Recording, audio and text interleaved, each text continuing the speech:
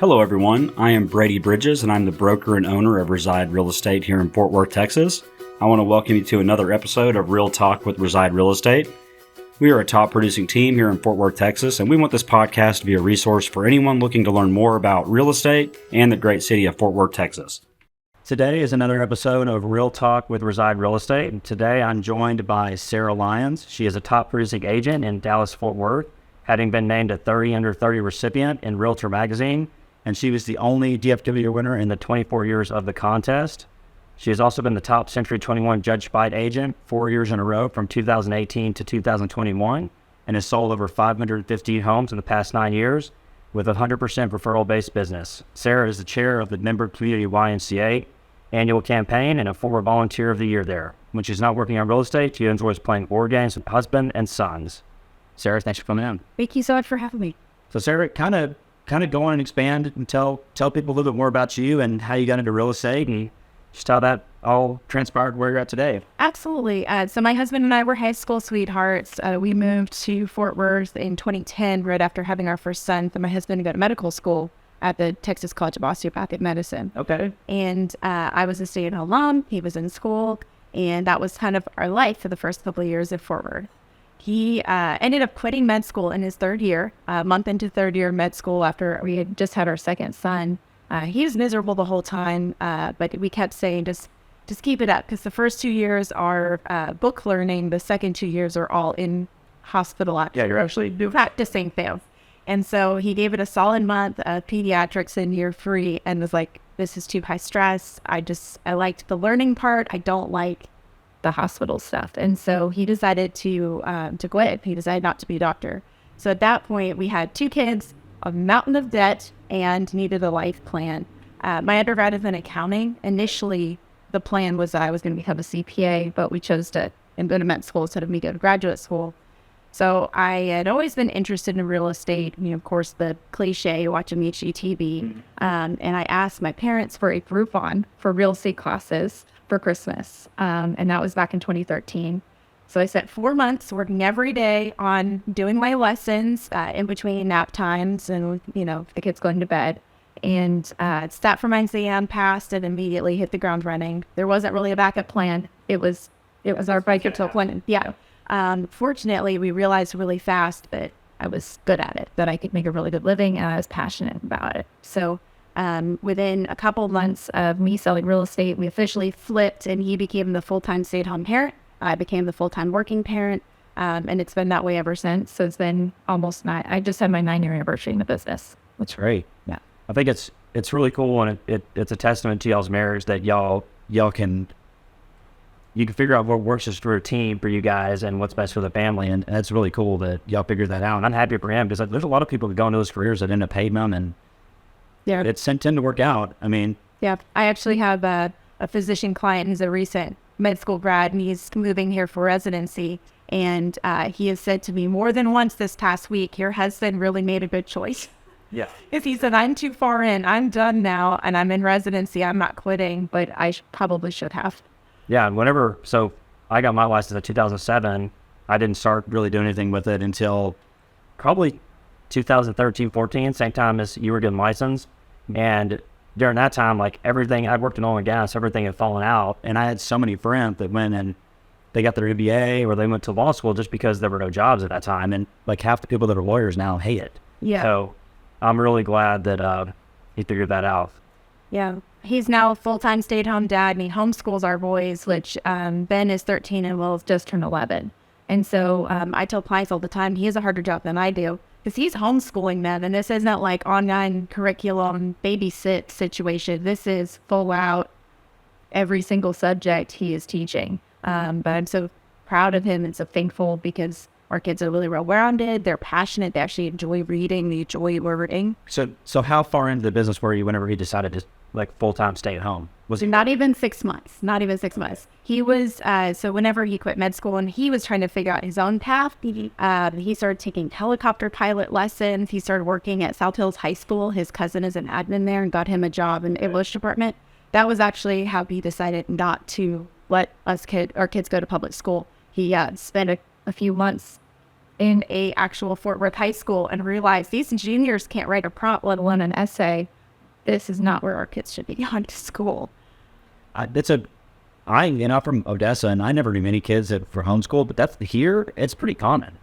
It's a big trend, I think, that's happening because I guess schools aren't good. Well, it's not even that. It's more so just about having the power to choose how you teach your children, learning to their strengths, teaching them where they're struggling. And so that's the biggest part. So one of the main reasons I want to bring you in here is it's always impressive what you've done in your business, especially because you are a solo agent. And so and one of the things, residential real estate's primarily dominated by women in our industry, right? And managing a family and also being a high producing agent with kids, I think that's a lot of the struggle that I see with my own team. The moms on our team, you're pulled in separate directions, right? You want to be a great agent, but you also want to be a good mom. How do you juggle that as producing like you do? And you have a partner that's great that can help support, but how do you balance that time to make sure that you know how it is, because you're like me, it's addicting. As you're doing well, you want to keep doing more and more and more. How do you balance that? So we have certain times every day that are family times. So this morning, got up around 6:30, woke the kids up, headed to the gym. Like, my family has already worked out this morning. We take the boys with us 3 mornings a week to the Y. Otherwise, it's my husband and I going every morning. We normally do evening walks. I mean, one of the big things is that I'm not expected to be super mom because I do have such an amazing partner at home. He's responsible for a lot of the roles that traditionally would be a feminine role, which is not fair because we should be equal partners in a marriage. But he is the one that helps with meal planning, and he's the one that makes dinner. Normally he'll make the grocery list and then I'll go pick it up. But he's normally in charge of doctor's appointments and all of those logistical things that a lot of times that just happens to fall. Yeah. And same with cleaning. He mainly does most of the cleaning, and then we'll kind of do a family cleanup. But also, too, because the kids are 11 and 13 now, and they have chores also. They're in charge of dishes, loading the dishwasher every day, sorting their own laundry, doing that kind of thing. So I worked as a solo agent like you did. How many were you doing a year, right? Like 50, 60 units a year? This year was 59, but normally I'm running about 65 to 70 a year. So what does a day-to-day look like for you? So I have my workouts scheduled on my calendar as appointments. Are you very structured? I am. Yeah. I would freak out if my Google Calendar died, like if it got deleted or something. Everything is on my calendar. I have things scheduled. Date nights are scheduled. Game nights with my best friend. Certain kids' activities are all scheduled, and those are appointments, and so those take priority. I think a lot of newer agents don't have that mindset, and so they'll move their own personal schedule around to fit the client rather than the other way around. Being reactive versus proactive, right? Yes. And a big thing too, I really see my role as educating my clients and advocating for my clients. So every buyer, we do a buyer consultation before I agree to take them on as a client. So say you acquire off of Realtor.com or on my website or something. I schedule a time for us to do a Zoom consultation. We spend about an hour on Zoom, going over PowerPoint presentation, going over the process, figuring out what their needs and their timeline are, so that way I can set proper expectations. If your lease isn't up until July, we really don't need to be looking at houses today. I'm explaining to them why, giving them tools, the MLS tools to look, but pulling them off of that, we need to look now. I also really advocate with first-time home buyers that we focus on speed dating houses at the beginning. We'll go see 8 houses back to back to back to really identify what their priorities are, what their goals are. That way we're not wasting a lot of time justifying and trying to make one house work for their needs, but instead we could figure it out a lot faster. So kind of kicking off this as other stuff I want to ask you about. The past few years have been just so hot with real estate, right? And there's a lot of agents who have gotten in. You've worked with a ton of them. There's a lot of people that are not. They were door openers, and they were just success by circumstance with the market, right? So what advice are you given to, I know you talk to a lot of agents, you do panels. What advice would you give these new agents or the people that have started the past 2 years? One of the things I really try to push here is being a knowledge broker, right? Because people don't take this job, and actually a lot of people don't take it to go and learn really what's going on with the market, to be educated talking to clients. So what advice do you give to new agents and to these agents that have been in when it's only a hot market? to, a lot of people have fallen off big time in our business right now because they don't know how to prospect or how to do any of that. So what advice are you giving those agents? My biggest thing is focusing on relationships over transactions. My business is all referral based, either straight repeat clients and referrals from them, or it's referrals from other real estate agents I know across the country. And so focusing on that relationship and making sure that they understand that your priority is their best interest, and educating. I think that for new agents, the best thing they can do is focus on as much education as possible. Now, sometimes people get bogged down with certifications. They'll get the alphabet soup behind them and think that that means that they know what they're doing. But really what I'm talking about, like education of that, it's focusing on your just masterclass selling skills. And I don't really think of myself as a salesperson, but there are a lot of tools that like Brian Buffini does, Tom Ferry does. And so like those types of coaches I think are really valuable when it comes to understanding our process more. But then for Who you coach with? so Bill Stedham is my coach. He's one of our real estate, like one of our managers. Okay. Yeah. He was trainer of the years for Buffini 4 years ago. And so part of the benefit of our brokerage is that we have 28 offices. We have a lot of managers that are able to coach. Awesome. So advice for new agents is get a mentor. Like over and above, that is one of the biggest things for my success. Richard Grossley, my mentor, really took me under his wing, and his focus was always don't go after the shiny objects. Focus on making sure that they understand how much you care. They don't care how much you know until they know how much you care about them. But then also to always do the right thing.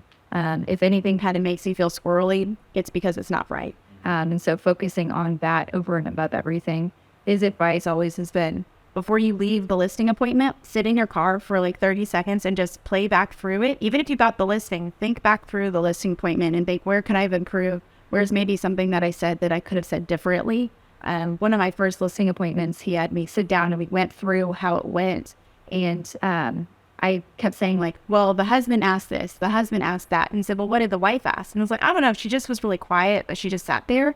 And he said, how would you feel if you were that spouse? How would you feel if you were the introvert out of that couple? Would you feel slighted? Would you feel like she's only talking to the husband? And that's really stuck with me because as the outspoken person in my marriage, my husband wouldn't necessarily ask as many questions, but he has just as much right to be heard and seen. And so I should have specifically asked her questions, not just him. And so ever since then, I've always been mindful, ask both of that. You talk to both of them.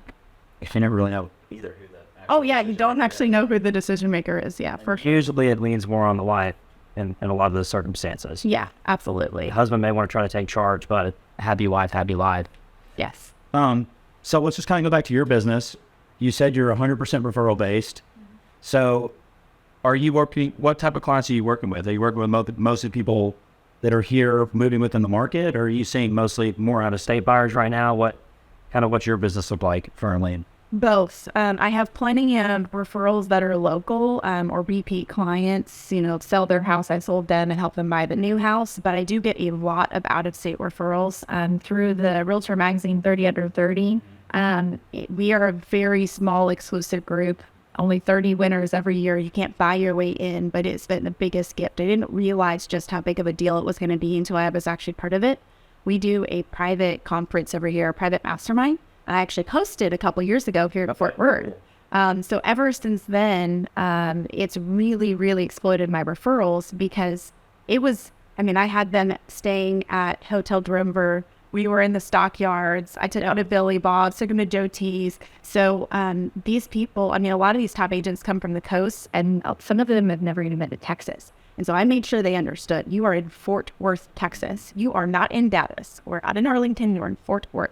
And so since then, I closed like 8 deals last year just from outbound referrals from other 30 under 30s specifically for Fort Worth. That's great. Yeah. We have quite a few top producers on the Dallas side, but I'm the only West winner. So now that they know where it is on the map, they're a lot better at sending them my way instead of sending them to the Dallas agents. So that's awesome. Kind of leading to that too. So one of the big things we've been talking about lately, and I know it's a big issue, is like, competency within the market you're working. So do you stay strictly kind of over here in Fort Worth, or do you venture over to Dallas and sell over there as well? So My hashtag is Sarah Serves West DFW. I'm very intentional about that. I try to stay exclusively West. So, like if they want Frisco, I've got a great Frisco agent. Plano agent got them. Rockwall got them. Dallas got them. I used to live out in Parker County in Springtown, so I do service like Tarrant, Parker, Wise, and Johnson and Hood. Kind of just that area. I live in Benbrook, so if it's within an hour of me, then I'll service it. But outside of that, like I have clients that are looking in Harvest and Argyle. I have quite a few clients up there, so I have, even though it's about an hour from me, I know that neighborhood. I don't have so many clients up there, and so if somebody calls from out of state and they have small children and they want that built-in friend network in this new place, that's a lot of times where we'll end up finishing is in Harvest. I know it's going to be a really great fit. They're very welcoming for young families. Yeah, I like that. I think you hear a lot of people that I'll go where my car takes me, like agents saying that, and I think it really does a disservice to buyers if you're going way out of an area, because you can't speak to anything of it. Yeah. Our vice president of Century 21 Judge Fite is Jan Fite Miller. She's the daughter of the broker that started the company, and her brother Jim is my broker. Well, she's actually one of the truck commissioners, so she's splitting her time between DFW and Austin. Yeah. And her big focus for us is that we have to have geographic competency. She is like, I never want to hear one of my agents getting in trouble because they're working outside of their market. You should never be servicing an area that you don't already have that MLS access. And it's really nice to have that resource where if I have a serious question, or back before we had the appraisal waiver form, a lot of companies were trying to make their own. And so I just send them to her, and she's one of the top making those decisions for the state. And so she's able to shut it down or give us really good information and good advice on it. So it's really valuable to have. We also have Lee York, who's on the broker lawyer committee, was also a broker that our company bought out, and she's still one of our agents today still. So it's really cool to make a suggestion for like a change in our contracts and actually ask someone that has like a team that can make it happen. Yeah, that's great. So what are you seeing with the market right now? On crazy last 2 years, I know we talked about this before we actually got on the podcast, but Q1 was slow for a lot of people. Like a lot of big agents I've talked to, some League, some other brokers. I've seen a huge shift and it's picked up a lot. But what are you kind of seeing with the changes in the interest rates and what's going on with the market? Kind of what's your expectation for the rest of the year? I think that we're in for a really good rest of 2023. Q1 was definitely slow, and I think a lot of that was people anticipating. I was doing a lot of work, but it was sellers planning for the spring, planning for the summer, or buyers that were preparing to get ready to move. And so like this month and April and May are going to be very, very high because they're kind of some of that pent up demand from Q1. What I'm telling consumers, especially when it comes to people moving in from other markets, that we were in a very, very strong, healthy market the last couple of years. We were looking at 25% annual appreciation. We are still in a strong seller's market. It's just not the insane seller's market we had. And so for sellers, I'm letting them know that they still do have the control, but the expectation needs to be shifted. It's not. And it's hard. It's hard going to listing appointments right now. I'm a visual and an auditory learner, and so I try to make sure that I give clients the data in multiple forms, so that way they can actually retain it. Because we just telling them something once, and that isn't going to stick in their brain. So I have it in the presentation. I'm giving them an email about it, and we're talking about it. That we are expecting to be on the market for at least 3 weeks. We're not expecting 15 offers in the first weekend. And frankly, if we do, then that means I had to list the property. So I'm preparing them and trying to make sure that they understand that it's normal, it's okay, and it's constantly just a reassuring me with the sellers until we get an offer. But normally they're still strong offers. 98% of list prices are out of still. Just may take a few weeks. It's our buyer pool shrunk, but our competition also shrunk. And inventory is still just a huge problem. Yeah. It's funny going to these listing appointments now, and I know you learn a ton that these people have seen their neighbor, like last year, sell their house for $15,000 over. And I don't know if this is, objection handling everything else, but everybody wants to start their prices high. So how are you combating that? I don't know if you're running into that. I know it's part of it, but come in, everybody wants to start high. That's That's kind of the vibe we're getting right now on all our appointments. Are you seeing that? I'm not. I'm actually not. I normally explain to them that when it comes to pricing, we have three main techniques. We have price it high, shoot for the stars, see what we can get out of the market, test it. In last year's market, that was a great strategy because people would pay, I don't think, fast.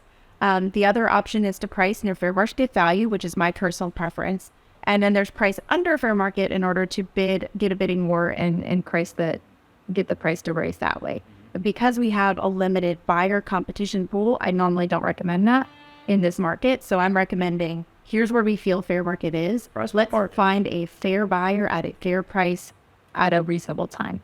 That shooting for the stars and trying to go over fair market value is a great recipe to get your house listed and stale very quickly. So the reason I talk about that is I think I'm a Tom Ferry team coaching client as well. But one of the things that we really been hammering with the team, pricing right now is more important than it's ever been, and knowing how to run comps, because a lot of people the past 2 years, you didn't have to run comps on anything. It's like, okay, there's 20 offers. It didn't matter. People were doing the appraisal waiver. So I think that's the number one things agents need to know now is how to run comps and actually price it all.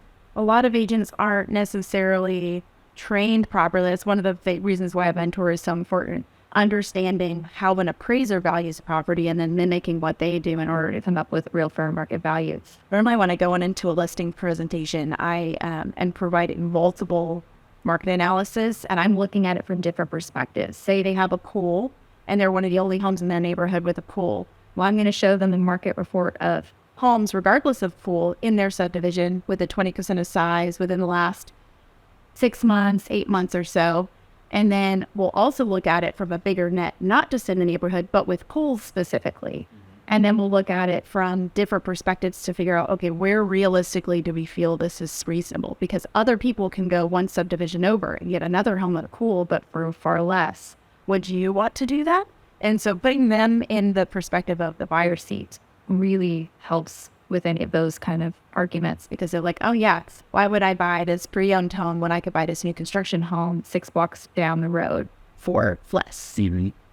So giving them the data, and then they ultimately make the choice though on the list prints. I think it's really impressive how how systematic you set up your business. I think that's so important for these agents to know to scale. You can't just be floating around and hoping for a deal. You've got to be very systematic in how you approach everything, and you got that down. It's really impressive. So what is the biggest piece of advice you give to buyers today coming in from a different market? So coming in about Fort Worth, like what is the biggest piece of advice you give those people coming in? Absolutely. I would recommend figuring out the lifestyle that you want, figuring out what your priorities are, and then working backwards from there. So if, like I mentioned, the family moving to Harvest, if their priority is my young children are losing their friends, they want friends, I'm looking for a friend group myself, I'm looking for a new church home, I'm looking for the best schools I can get my kids into. That's their priority, not what the house is as much. And then we're finding what community would fit those needs, what commute radius they need to make sure that they're not living out of their car. And then backwards, we're going from there. But oftentimes I am talking clients out of looking at their max budget. I want to know what their mortgage payment goal is and then back that into a sales price. Because so often people get the creep where they say my budget's $550. Well, all of a sudden now they're looking at $575. And then before you know it, they end up going under contract on a house at $620. And then they realize that they don't have as much money to do the things they want to do. So I really want to focus on budget first versus sales price. Well, I think that's a sign of every great agent. You're only looking to make a sale, right? You're being a true fiduciary to that person and wanting it to be the best thing for their family, which I think we lose a lot of that. I think there are some bad agents out there right now, and they are getting weeded out. But you have to, like you said earlier, you have to care about the person before they're going to trust you and want to work with you. So yeah, and sometimes that includes mediating between husband and wife when they're not agreeing. Sometimes that means pushing them a little bit out of their comfort zone. One will say, I love this house, but we can do X, Y, Z. And the wife says, you've already told me you don't have time. Your new job is too demanding. Who's going to do that stuff if I'm not going to? And so being able to push them a little bit and say, well, I have those resources. I have 2 handymen that have worked for me for a long time that I'm happy to connect you with, that you can trust that they're not going to, steal from you, they're going to do a good job at a fair price. They can take care of those things that your husband can't, because not everybody has the handyman skills. Oh, I don't. Yeah, my husband does, and that was one of the things that really attracted me. It's so bad. Like I'm what I call resourceful. I know how to get hold of anybody to do anything, but and it's funny because my wife, her dad was like super handy, so I'm about the polar opposite of that. Yeah. She doesn't trust me to hang a picture almost. Oh my God. Yeah. Meanwhile, I have my husband build like custom bookshelves, build chicken coops, build all kinds of things. So do y'all live in some land out there? Yes. Yeah. So our property, we have 2.5 acres, and we back up to Benbrook Lake. Oh, nice. Yeah. So the equestrian trail that goes around the lake is actually on our property line. And we have chickens.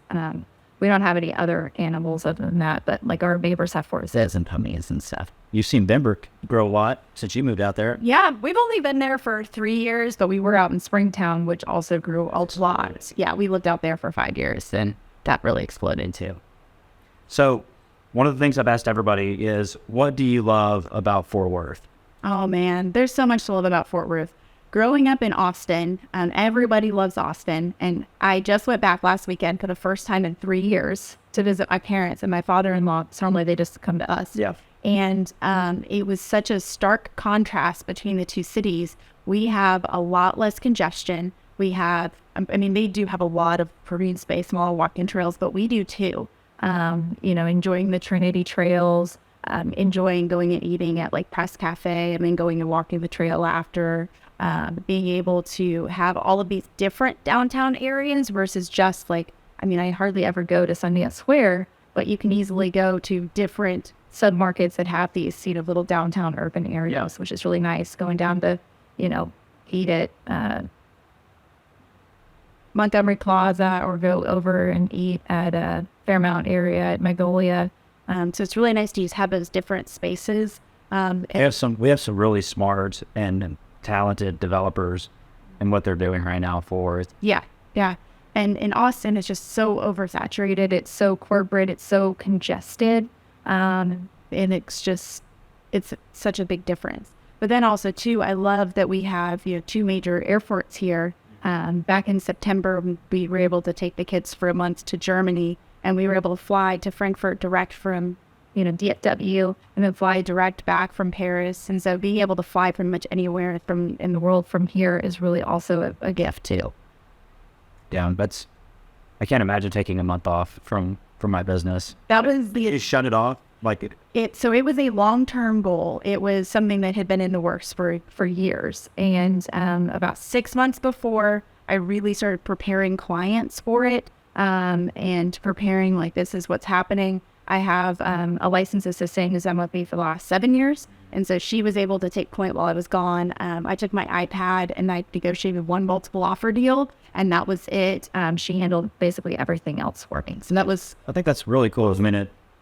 As hard as you work, it shows that you can shut it off and prioritize time with your family and do something and actually let it go for. Yeah. But granted, that was a rarity. Like doing coaching last week, my coach told me he wanted me to take the whole Easter weekend off, like hand my husband the phone and don't look at it. And I told him, no, that's not happening. I did, Easter day, I did not work at all, did not respond to emails, didn't check email, didn't check social, didn't check anything. I'm sure you and your husband have the same kind of conversations that my wife, you're always on your phone. Can you put the phone down? That's a consistent. Yeah, we typically have specific times every day that I do not have my phone on me. So for example, we eat dinner pretty much every night, sit down dinner. And my phone is not even allowed on that same side of the house. It's in my office. So that way it's completely undistracted.